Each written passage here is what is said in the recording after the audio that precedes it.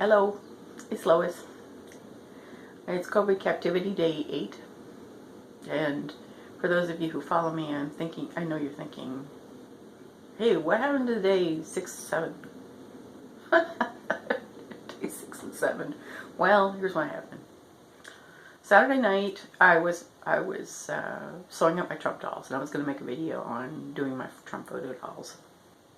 And it wasn't working for me. I couldn't figure out how to flip it inside out or anything like that. So I'm like, it was late at night, and I kept seeing pleas for making masks. I had just cleaned out my studio here, and I literally put the sewing machine out that day. And I just kept seeing online appeals. I saw news shows, and you know, I've had a bunch of naysayers here in St. Louis say, well, you know, they're not going to take them here. Well, you know what? They'll take them somewhere. There are people without masks that need masks. And anything is better than nothing. Seriously. If you can reduce the spread of the illness by 50% by wearing one of these handmade masks, then I say do it. So that's what I'm going to do. It certainly gives me something more meaningful and useful to do. So anyway, my husband's upstairs making noise.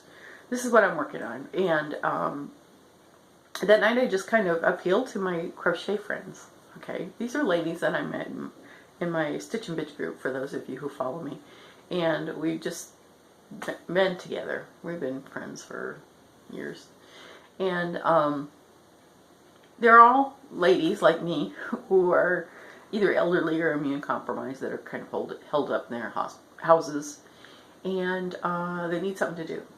Now, they're all either crocheters or knitters, but some are not sewers. So I appealed to them to help me use their talents in any way I could see fit in order to be able to do this. And so by Sunday I was gung-ho. We were going to make masks, and we're going to figure out where we're going to send them. The news is like instantaneous nowadays, and so a friend had shared, a friend in the group shared a news article from KMOV, and it talked about people being rallied here to make masks in order to meet the need, because they're anticipating that we're going to have a greater need. We're going to run out of masks shortly. And so there's this group called the Greater St. Louis Million Mask Drive. They are organizing a bunch of masks to be made, and I'm going to try to help them. I've got about 8 or 9 women with sewing machines who have agreed to sew, and they're just waiting for us to tell them what to do. And we're trying to decide with this Greater St. Louis Million Mask Drive how we're going to make that. How we're going to make that happen. We've got some issues with design, trying to find something that will work for everyone in terms of this. This is the Aries design that they came up with. Okay, Greater St. Louis Million Mask Drive. I'm going to put links down below, and I'm going to let you comment in the comment section. I'm going to keep the comments open. Please keep them positive. Please keep them supportive. I understand everybody can't participate, but please don't ruin it for the rest of us, honestly. If you've got something that is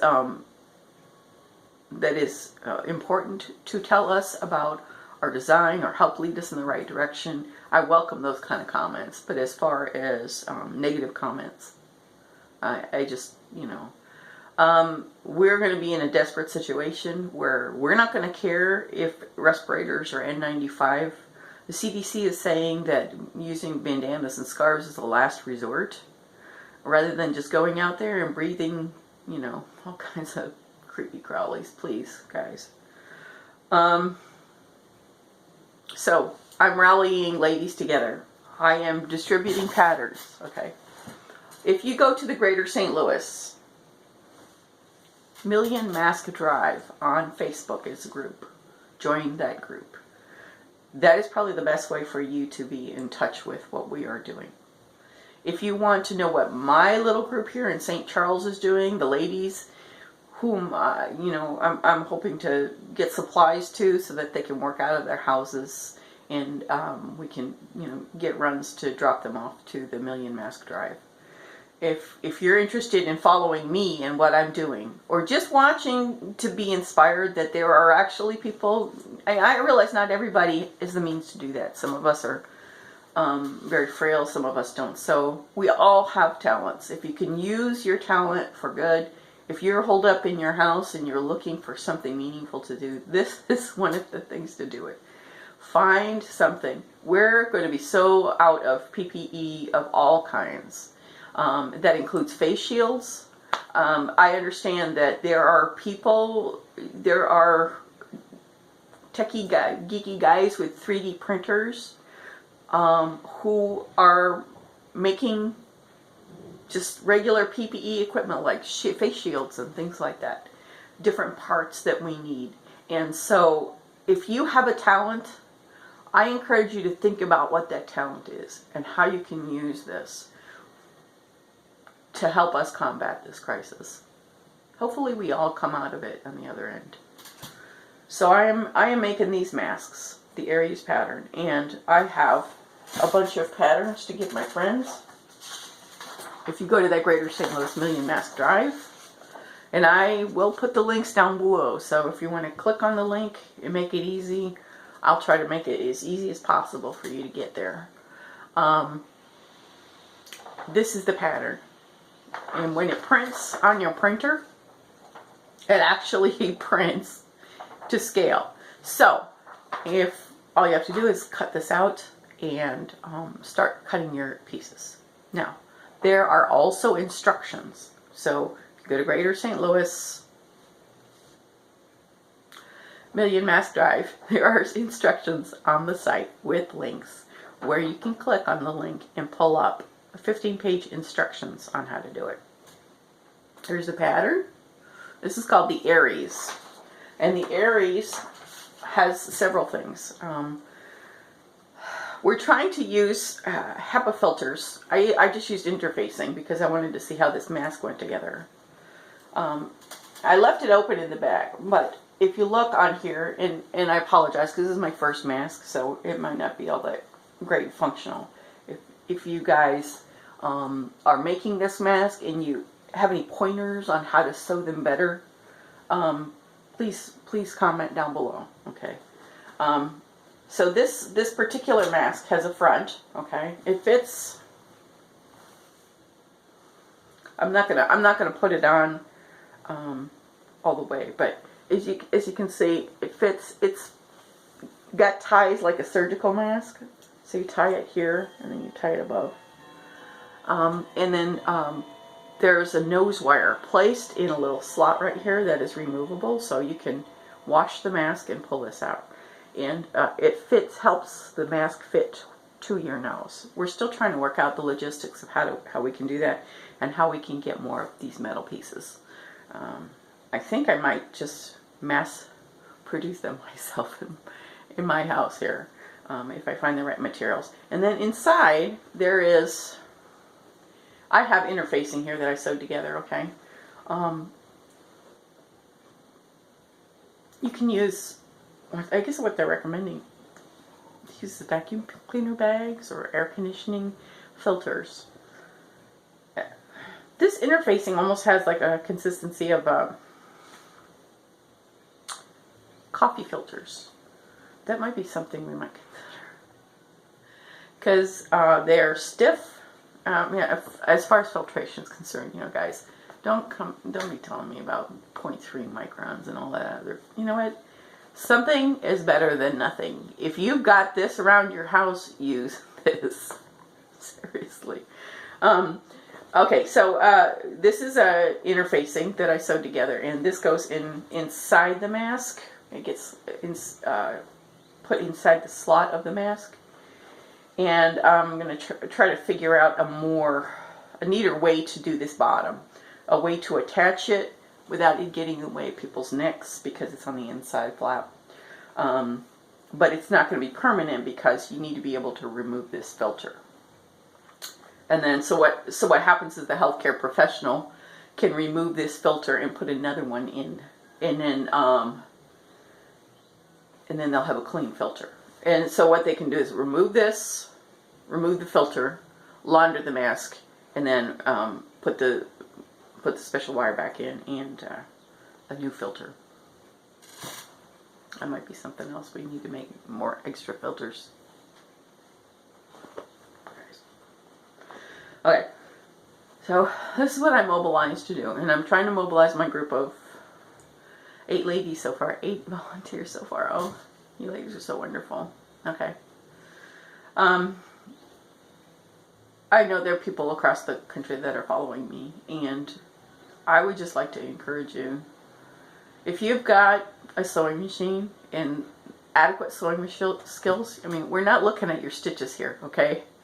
We're looking for function. We're not looking for beauty. So, use what you have that will work. I would contact someone like Greater St. Louis Million Mask Drive or other organizations that have already been established locally in your area to produce and collect masks. I'm understanding that this drive here is already got 100 or more people, lots of people. Okay, and it's only been around for a few days, so way to rally around a cause, guys. We are like the Betsy Rosses of the Revolutionary War, or the moms and sisters who made uniforms for soldiers during the Civil War. I mean, I could go on, but this is one way we can do that. I would also like to entreat those of you who have 3D printers to look into the possibility of doing shields. I wish I could do it all. I can't. So I'm just going to take charge of my little group here. So, this is the pattern we've arrived at. This is the pattern we've arrived at because this is the pattern that the emergency rooms around here in the St. Louis area have said, point blank, they would like to use. Okay? They would approve this. If they had nothing else, this would be the next best thing. So this is what we're doing. Okay. If you can sew, please sew. I would recommend 100% cotton for these because they're easy to launder and bleach, ultimately. Another thing, too, is cotton works really well for these ties. And I tried making I made a dozen masks for my sister-in-law. I'll show you what.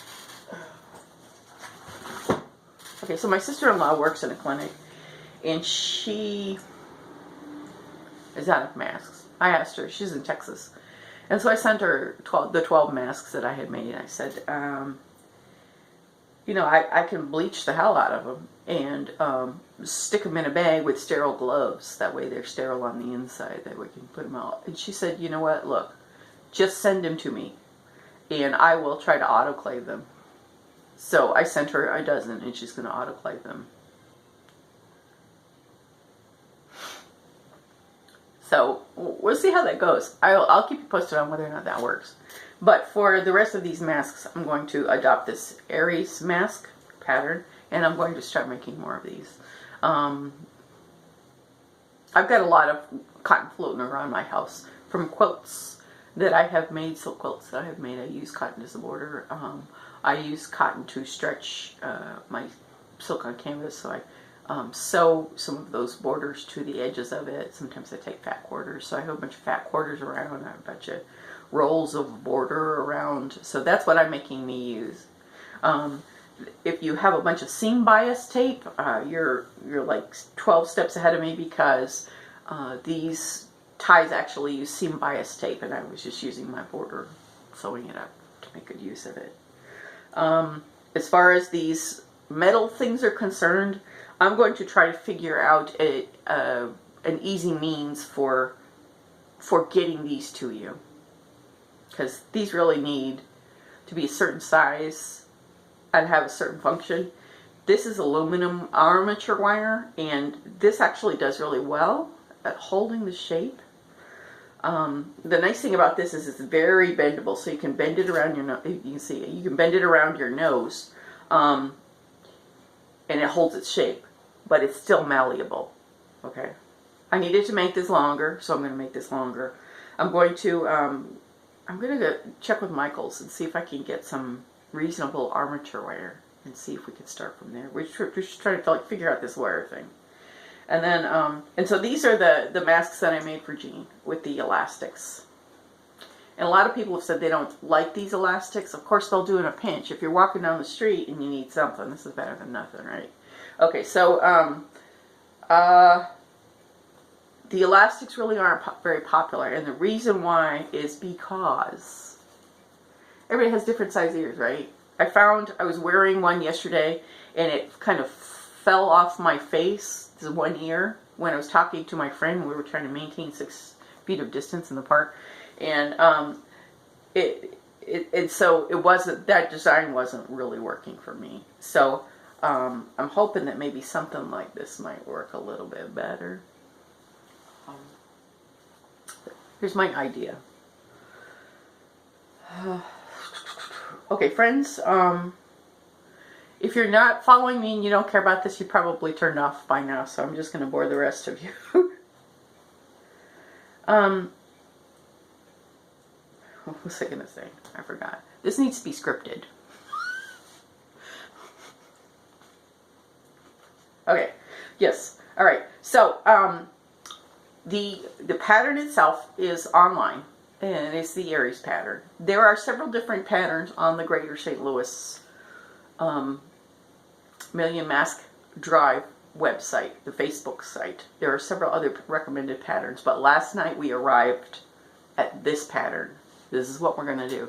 I don't want to I don't have the time to establish context and determine where the need lies. In this group, it can. So I'm going to spend my time rallying my 8 or 9 volunteers and providing them with materials and sewing masks myself, and helping come up with some better ideas for design and how we can mass produce some of these metal things. Okay, so I'm going to, for those of you who want me to mail you, those of you in my group who want me to mail you, text me. I will send you. For those of you who are not in my group, who don't have access to a good computer where you can do a lot of research and go on there and take a look at the patterns and print them out and everything like that, I understand. You do not have to be a part of my group. I will send you a pattern. I will send you a printed pattern, the 15-page pattern with the 1-page pattern, so you can make your own masks and you can determine where that need is and who you want to get those masks to. Okay? So that's your homework. If you're looking for something to do in your well, I invite you to join this project with me. Even if you're not, in St. Louis, if you're across the country and you're in an area with a need, you got a sewing machine, dust that sucker off and bring out some of your fabric and start sewing. I encourage you to do that. I'm going to, like I said, I'm going to keep the comments open down below so we can have an exchange about what's going on here and everything like that. So a lot of this stuff will be very local, but I hope that maybe for those of you who are watching across the country, you're inspired to go out there and do something besides sit around and watch just extremely depressing news about coronavirus. If you're in the Frenchtown, St. Charles area and you want to jump on the bandwagon, please comment down below. Subscribe to my channel. Ask to be my Facebook friend. Just say you saw my video and you want to be a part of the group. I will let you be my Facebook friend. I stopped doing Facebook personally a long time ago because, well, not a long time ago, several months ago, and it's been really the best thing. I hated where Facebook was going, and so, but I'm using Facebook now because that seems to be the tool that everyone seems to, who works online on social media in my age group, tends to use. So that's why I'm using Facebook. So I have a business page, I have my personal page. If you ask to join either one, I will let you join. I mean, I'll let you be my friend. You just explain to me that you're working on masks, and that's all you need to tell me. So I'm going to get these patterns out to people. Now, I have, as I'm sewing this together, I have all these great ideas. So, here's my great idea. And I was trying to explain this to the group last night, and I don't think they quite understood it. When I print my scarves, okay, look, look at this.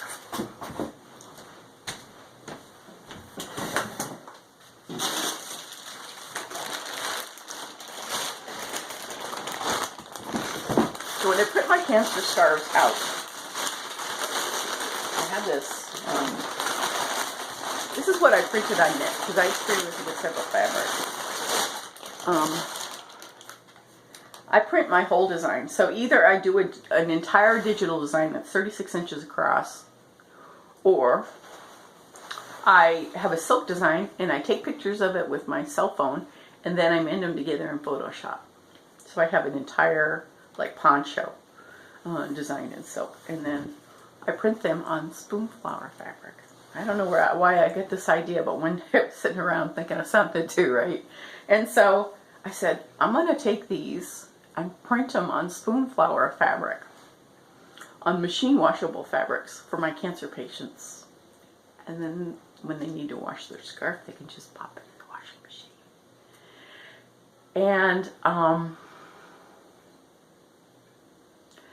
And so that's how I started with the spoonflower, because I was giving away these cancer scarves. I'm like, I need to figure out a way to make these bigger, better, and faster. And so that's how I figured it out. So I take whatever design it is and determine with spoonflower. Spoonflowers print on demand. So essentially the way it works is you go to Spoonflower, you upload your design, and they print it on fabric. And this is like a heat settable dye, so they apply heat to it. But it's not like silk dyes where it goes all the way through. So you can see there's a front and a back. But they can print it on cotton fabric or velvet, or they have several different fabrics. They used to do silk, but they don't do silk anymore. And whatever your need is, they can basically print it out on that type of fabric. And so I am going to, this is my crazy mask idea, okay. I don't sell my designs on Spoonflower. I print them up on Spoonflower and I sell them through me. And so, but for this design, I'm trying to work with Spoonflower so that I can take this Aries design on PDF. Okay, you can go to Spoonflower. So you can go to Spoonflower. This is what I've done so far, okay? This is an Adobe Photoshop file, and it is my pattern. Okay, so this is the main thing of my pattern here, right? It's just this one piece. So if you're going to take this piece and cut a whole bunch of fabric, you just load this on, fold the fabric over, and just cut like 8 at a time. That's probably the most efficient way to do this, so that you can make as many masks as possible within a short period of time. And that's what I'm going to try to help you do. Give you pointers on how to make as many masks in a short period of time as you can. And if you look here to see what I've done on this Photoshop file, here's my pattern. Okay, so here's all my pieces on one piece of fabric. Imagine this is just a fat quarter here, because this is the size, okay? I forgot one piece, but I did this at 5 o'clock in the morning, so you're going to have to give me a break. Here's my big pieces right here. These are the outer parts of the mask. Okay? And these are the inner, the lining of the mask. Now you would also need to cut 2 of these for a HEPA filter. And then here I have, you see, I've started it. I'm making yellow ties. Okay, so here I've got yellow cotton ties that I had from some yellow fabric that, border fabric that I made out of.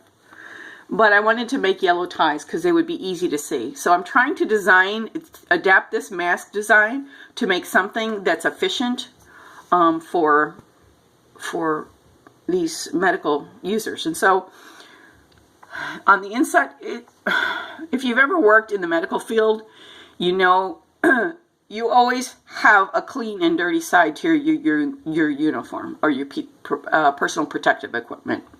The dirty side is treated like it's dirty. You don't touch it. You don't rub things up against it. It's not a sterile surface. And with these masks, it's very obvious that you have an inside and an outside. But I'm not convinced that if you're a healthcare worker in a crisis mode, you're going to pay a lot of attention to which is the front and the back. And that's the problem. Because you need to keep your clean side and your dirty side separate. All right. Your clean side is your inner part of the mask. And so what I'm trying to do is make it as easy as possible for healthcare professionals who are using these masks to be able to determine which one they need to press against their face and tie up. And so what I've done is I've put the size of this pattern for the men's, because this is the men's pattern. This is the biggest one they have, and I've laid it out like this. I've put the size here so they can see what size it is. If they need to get another mask, they can get that exact same size. And then on the inside, there's a note that clearly says this is the inside of the mask, and on the other side it says, this mask is not an N95 mask, nor it is FDA approved. It is approved for emergency use only and is intended for use for our first-time responders. That's what it's going to say on the inside. So they're going to look at that lettering and know that's the inside of it, and they can just pick it up without thinking about it and put it on. Now, this one here is the outer part of the mask. Okay. And I need to make one of these little pockets for the wire. But that's going to be the outer part. And what I'm going to do is put some of my my unique designs on this part of the fabric. Okay, so what happens then? Then I upload this to Spoonflower. And Spoonflower says, hey, we got an order. We're going to print this. So they print it on whatever fabric I tell them to. Okay, this is a fat quarter. And you can order just a fat quarter when you go onto Spoonflower. And then what happens is they print it out and then they ship it to you. Okay, they print it out according to your specifications. So this is the size of a fat quarter, and I specifically made it the size of a fat quarter so that you can at least, if you want to try this, go onto Spoonflower and then order one fat quarter. Try it out. See if you can work with this pattern. And then what you can do is print out the pattern. You can do one of two things. First of all, you can print out a fat quarter and use that as your pattern. Okay? You could take these pieces off on regular fabric, cut them out, and then use them as a reference to cut out more fabric. Or you can print these out individually and just cut them out and sew them together. So that's my idea. I'm going to try to get a bunch of these printed out on Spoonflower, but I'm trying to figure out a way to minimize my costs because at this point I don't have anybody paying for it. It's coming out of my pocket. And see if I can maybe work in cooperation with Spoonflower so that I can waive all my commissions. Spoonflower can waive a huge portion of their proceeds in order to be able to, for people to order these through Spoonflower and have them shipped directly to their doors so they don't have to leave the comfort of their own living room and start sewing masks. So I'm trying to get the cost down so that we can all afford them, just in case all of our means of financing this venture have fallen through. So that's my idea. This is probably going to be about a 25-minute video when I get done. That's what I'm working on today. And that is why I've chosen to commandeer my channel and my website and all this other stuff for this purpose only. We're going to be mask making PPE, trying to help in whatever way we can to meet the needs of our medical personnel who are our first-line responders. I've never felt so motivated about anything in my life. I just have a beautiful community of friends in the Frenchtown neighborhood, and friends in my crochet group in the community, and family who are coming forward and willing to help in any way, and that's just, it's tremendously uplifting for me, because sometimes you just watch stuff on the news and you think, oh my God, is it ever going to get better? Okay, so my appeal to my friends is this. There's a couple of things. We're doing this in the comfort of our own home, and quite frankly, it was a miracle that I cleaned the night before, because I don't normally clean. I'm having to think back to my time when I was working in the lab. So if you're making masks, please, please, please, please, please, please, do not make masks if you're sick. You just need to get well and let the rest of us worry about this. Do not make masks if you're sick, because if you're making these masks and you're handling them and you have the virus, my understanding is the virus can live on surfaces for up to 5 days. So anybody who touches that mask or comes in contact with that mask before it is sterilized could pick up the coronavirus. So please, even if you have the sniffles and you don't really know what it is, maybe don't make masks for a day. I have the sniffles, I think it's allergies, but I'm not going to work on masks today. I'm going to work on designing. Yeah, so my understanding is that it lives on it can live up to on surfaces up to 5 days. So if you're, especially if you're like getting an Amazon package or something like that, you might want to, and you might want to leave it out a day before you pick it up. I'd heard a medical professional recommend that. Obviously, if it's perishable, it's not going to be a possibility, but yeah, so this is kind of what we're doing. If you're sick, please don't sew masks. If you and you need to so I'm working on my sewing machine, and thankfully the area was clean.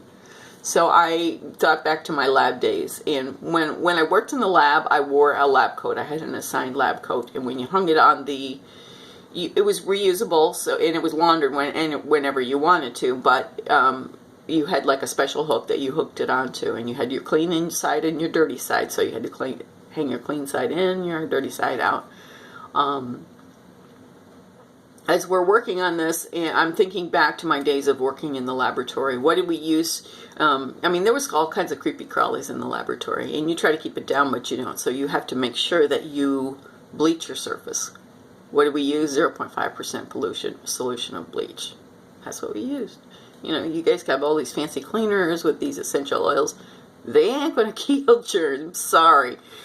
What's going to kill 99.9% of the germs and bacteria and virus that are on surfaces is going to be a good bleach solution. If you can smell the bleach, I think it's working. Now, obviously, you don't want to get it too strong or anything, but you need to sterilize your work surface. You need to sterilize your sewing machine. You need to make sure that when you're sewing these that you're not sick.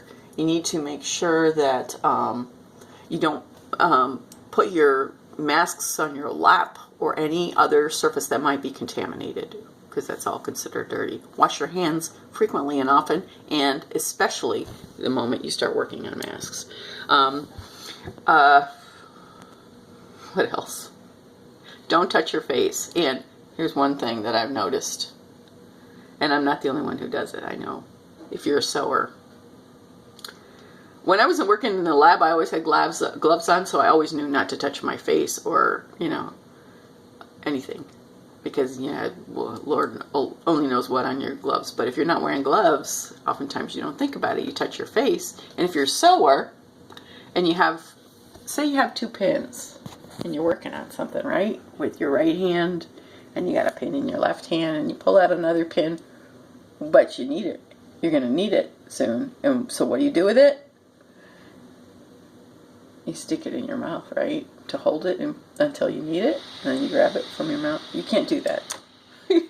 So you need to rethink how you're doing it, because you need to imagine yourself working in a sterile situation where you're making these masks. We want to minimize any sort of potential exposure for people who are working on masks and or people who are using these masks. And so you need to treat this like a sterile area. We're doing the best we can. We're flying by the seat of our pants, but we need to be conscientious and understand that we need to, the reason why we're doing this is to slow the spread of this disease. And if we're doing anything to contribute spreading this disease, then we're defeating the purpose of what it is we're trying to do. So that's what I'm working on today. I'm going to work on these designs. I'm going to work on trying to figure out where I can get decent armature wire that's going to work for all of us. We might mass produce them. I don't know. But those are the things I'm going to work on today. Tomorrow I'm going to start shipping out these patterns to people who request them. So please, in the comment section, if you want a pattern sent to you, I will send it to you. I don't have a really good means of finding out what your addresses are, or finding out what your addresses are. So you're going to have to find some way to provide that to me. But comment here. We'll use this as our sort of like online hub for now until I figure out, maybe I can commandeer another one of my websites in order to be able to use that as a hub. We'll see. But for now, use this video. And I will try to keep in contact every day. Now, I'm probably not going to be able to entertain you, but I'm going to be able to keep you abreast of what's going on with this mask situation and what we are doing to help try to do our part. So. Okay, bye-bye.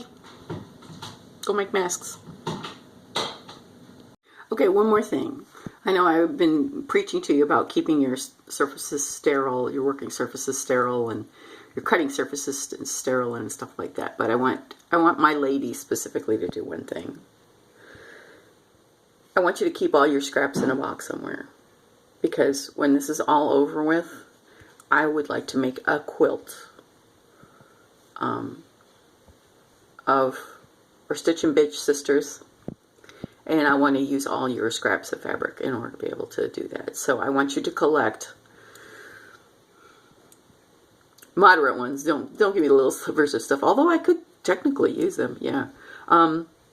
Throw them in a box and save them for me until after this is all over with. That's my only request. Okay. Go sew masks.